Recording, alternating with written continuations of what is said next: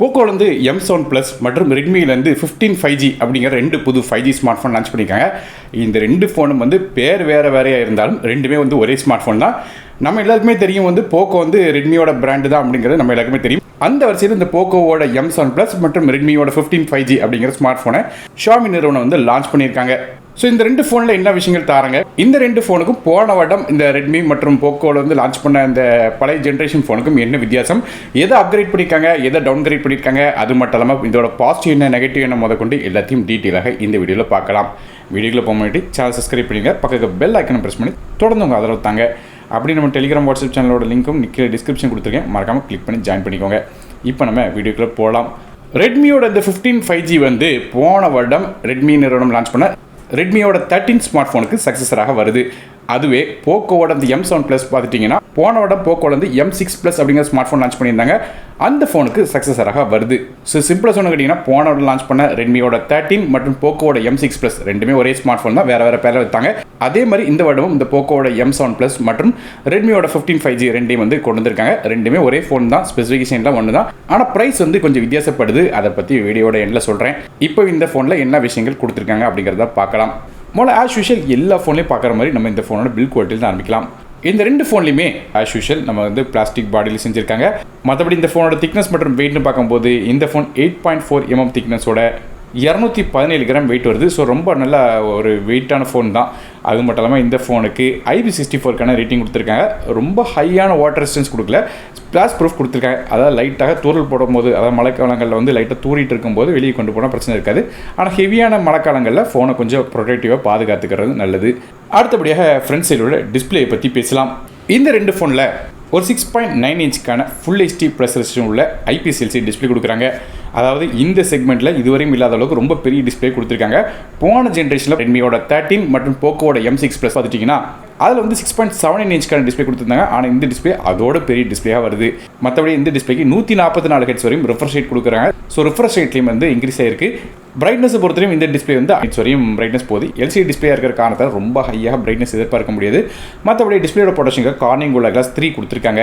மேலும் முக்கியமான விஷயம், இது ஒரு பஞ்சுவல் டிஸ்பிளேயாக கொடுத்துருக்காங்க. ஸோ இந்த டிஸ்பிளே LCD டிஸ்பிளேயாக கொடுத்துருந்தாலும் ஓரளவு ஓகேன்னு சொல்லலாம். ஆனால் AMOLED கொடுத்துருந்தா இன்னும் கொஞ்சம் சூப்பராக இருந்திருக்கும். ஆனால் நோட் பண்ண விஷயம் கிடையாது, 144 ஹெர்ட்ஸில் சில ஆப்ஸ் ரன் பண்ணுமே தவிர கேம்ஸ் பெருசாக ரன் பண்ண முடியாது. காரணம் இதோட சிப்செட் லிமிட்டேஷன். அதாவது இந்த ஃபோனில் நமக்கு குவால்காமோட ஸ்னாப்ட்ராகன் 6s Gen 3 அப்படிங்கிற ஒரு 6 nm ப்ராசஸர் கொடுக்குறாங்க. கிராஃபிக்ஸ்க்காக இந்த சிப்பில் அட்ரினோட 619 அப்படிங்கிற GPU கொடுக்குறாங்க. இந்த GPU நமக்கு 900 MHz ரன் ஆகுது. இந்த ப்ராசஸரோட பெர்ஃபார்மன்ஸை பற்றி பார்க்க முன்னாடி போன வருடம் போக்கோட M6 ப்ளஸ் பார்த்துட்டிங்கன்னா அதில் ஸ்னாப்ட்ராகனோட 4 Gen 2 அசல் ரேட்டட் எடிஷன் கொடுத்துருந்தாங்க. இந்த ஸ்னாப்ட்ராகன் 4 Gen 2ஓட ரேங்கிங்கை இப்போ நீங்கள் ஸ்க்ரீனில் பார்க்கலாம். அதாவது அந்த ப்ராசஸருக்கு 104 ரேங்க் வருது. அதுவே இப்போ ரெட்மியோட 13 மற்றும் போக்கோட M6 ப்ளஸ் கொடுத்துருக்கிற ஸ்னாப்ட்ராகன் 6s Gen 3க்கு 94 ரேங்க் கிடைக்குது. மார்க்குன்னு பார்க்கும்போது 137 மார்க்கும் B கிரேடும் கிடைக்குது. அதாவது ஒரு லோயர் ரெண்டு மிட்ரேஞ்ச் சிப்செட்டாக வருது. ஸோ இதில் பெர்ஃபார்மன்ஸ் எடுக்குங்கன்னா ஆப்ஸ் ஓரளவு ரன் பண்ணலாம், மல்டி டாஸ்கிங் லைட்டாக பண்ணிக்கலாம். மற்றபடி கேம்ஸை பொறுத்தவரைக்கும் இன்ட்ரோல் கேம்ஸ் வேணும் விளாடலாமே தவிர மிட் செட்டிங்ஸோ இல்லை ஹெவியான கேம்ஸோ பெரிய லெவலில் விளாட முடியாது. ஸோ அதனால தான் இந்த வீடியோட ஆரம்பத்திலே நம்ம இன்னும் 144 ஹெட்ஸ் அப்படிங்கிறது இந்த கேமில் சப்போர்ட் ஆகாது அப்படிங்கிறத சொன்னேன்.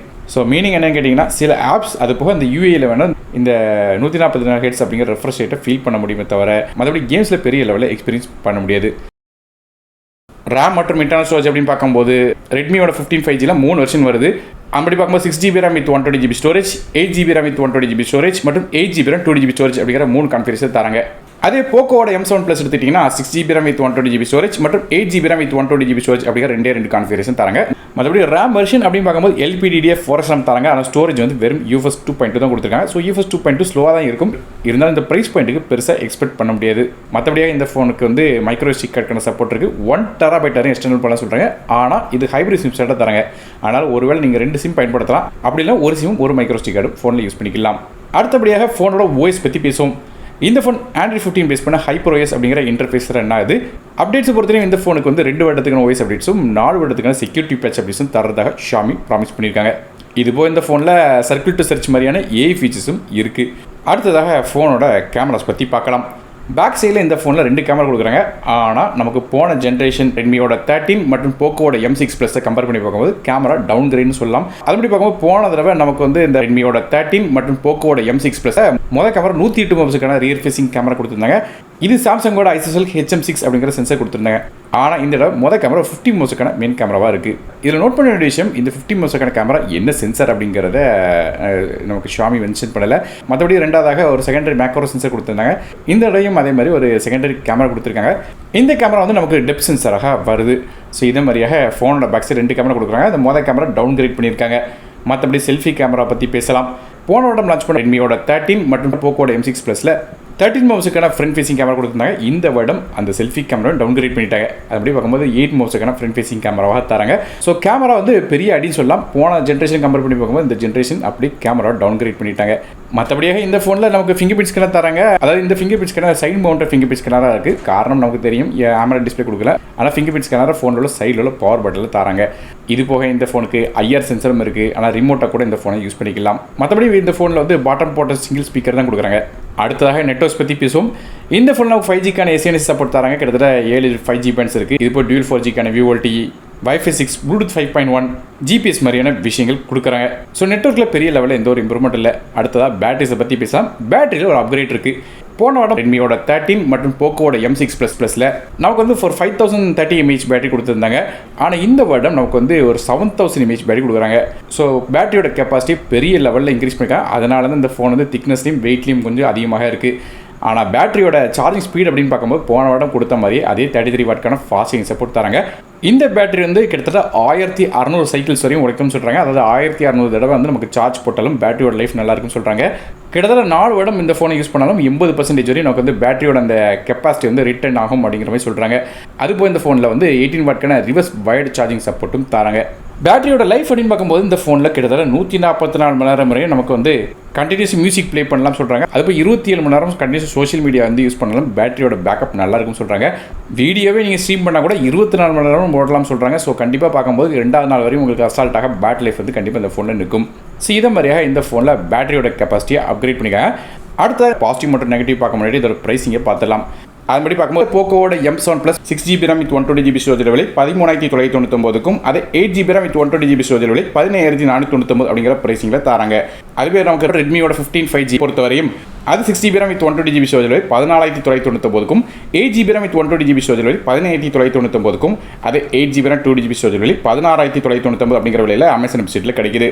இந்த ரெண்டு ஃபோனோட பாசிட்டிவ் நெகட்டிவ் பார்க்க முன்னாடி இந்த ஃபோனில் என்னெல்லாம் அப்கிரேட் நடந்திருக்கு போன ஜென்ரேஷனை கம்பேர் பண்ணி பார்க்கும்போது அப்படிங்கிறத பார்க்கலாம். போன வருடத்தை கம்பேர் பண்ணி பார்க்கும்போது டிஸ்பிளேயோட சைஸ் பெருசாக இருக்குது, ரெஃப்ரெஷ் ரேட் கூடி இருக்குது. ஆனால் இன்னுமே LCD டிஸ்பிளே தான் பயன்படுத்துகிறாங்க. சிப் வந்து கொஞ்சம் ஒரு குட்டி அப்கிரேட் நடந்திருக்கு. மற்றபடி கேமராஸ் வந்து சொதப்பியிருக்காங்க. 2 கேமரா டவுன் கிரேட் பண்ணிட்டாங்க. ஆனால் பேட்டரி வந்து இன்க்ரீஸ் பண்ணியிருக்காங்க. அந்த பேட்டரியோட கெப்பாசிட்டி பெரிய லெவலில் இன்க்ரீஸ் ஆயிருக்கு. இப்போ இந்த ரெட்மியோட 15 5G மற்றும் போக்கோவோட M7 Plus 5G ரெண்டோட பாசிட்டிவ் மற்றும் நெகட்டிவாக பார்த்துடலாம். பாசிட்டிவ் பார்க்கும்போது பெரிய பேட்டரி, அதாவது 7000 mAh பேட்டரி கொடுத்துருக்காங்க. இது மூலமாக 2வது நாள் வரையும் நமக்கு வந்து பேட்டரி லைஃப் அசால்ட்டாக நிற்கும்.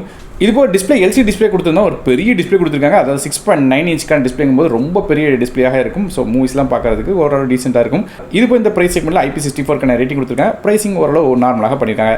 இப்போ இந்த ரெண்டு ஃபோனோட நெகட்டிவ்ஸை பார்க்கலாம். LCD டிஸ்பிளே தான் கொடுத்துருக்காங்க. AMOLED டிஸ்பிளே இதில் கொடுக்கல. ஃபோன் ரொம்ப வெயிட்டான ஃபோன், அது மட்டும் ரொம்ப திக்கான ஃபோனும் கூட. மற்றபடியே பில்டு வந்து நமக்கு நார்மலாக பிளாஸ்டிக் பில்டு தான் கொடுத்துருக்காங்க. எந்த ஒரு மிலிட்ரி ஸ்டாண்டர்டும் கொடுக்குற. இது போய் UFS 2.2 ஸ்டோரேஜ் தான் கொடுக்குறாங்க. கண்டிப்பாக வந்து இந்த ரீடிங் பட் ரைட்டிங் ஸ்பீடில் கொஞ்சம் ஸ்லோவாக இருக்கும். அது மட்டும் இல்லாமல் கேமராலையும் நல்லா டவுன் கிரேட் பண்ணிட்டாங்க. ஸோ இதே மாதிரியாக இந்த ஃபோனில் பாசிட்டிவ் மற்றும் நெகட்டிவ் கொடுத்துருக்காங்க. ஸோ இந்த ரெண்டு ஃபோனோட ப்ரைஸிங் பார்த்தீங்கன்னா வித்தியாசப்படுது. அதாவது போக்கோ அப்படிங்கிற பிராண்ட் இருக்கிறனால அது ஒரு 1000 ரூபா கம்மியாகும். ரெட்மி அப்படிங்கிற பிராண்ட் இருக்கிறனால அது 1000 ரூபா கூடயும் இருக்குது. ஆனால் வந்து ரெண்டுமே ஒரே ஃபோன் தான், எந்த ஒரு வித்தியாசமும் இல்லை. ஸோ என்ன பொறுத்து ரெட்மி அப்படிங்கிற பிராண்டு பேருக்காக கூட ஒரு 1000 ரூபா கொடுக்கீங்க, அவ்வளோதான் வித்தியாசமாக தவிர மற்றபடி ரெண்டுமே ஒன்று தான். ஷாமியோட ஃபோன் தான். ஒருவேளை நீங்கள் வந்து 2GB வேரியன்ட் வாங்குறீங்கன்னா கண்டிப்பாக வந்து ரெட்மிக்கு தான் போய் ஆகணும். காரணம் வந்து போக்கோல நான் ஏற்கனவே சொன்ன 120GB வெர்ஷன் மட்டும் தான் விற்கிறாங்க தவிர 2GB வேரியன்ட் வந்து விற்கல. வாங்கணும்னு நினச்சிங்கன்னா பைனிஸ் வந்து டிஸ்கிரிப்ஷனில் கொடுத்துருக்கேன். ஸோ ஃப்ரெண்ட்ஸ், நீங்கள் இந்த ரெட்மியோட 15 5G மற்றும் போக்கோட M7 Plus 5G பற்றி என்ன நினைக்கிறேன் அப்படிங்கிறத கீழே காமெண்ட் செக்ஷன் மென்ஷன் பண்ணுங்கள். வீடியோ பிடிச்சினா ஒரு லைக் கொடுத்துருங்க, உங்கள் ஃப்ரெண்ட்ஸ் பண்ணுறவங்களுக்கு ஷேர் பண்ணி விடுங்க. நானும் டெக் தமிழுக்காக மற்றொரு சந்திக்க வரை நன்றி, வணக்கம்.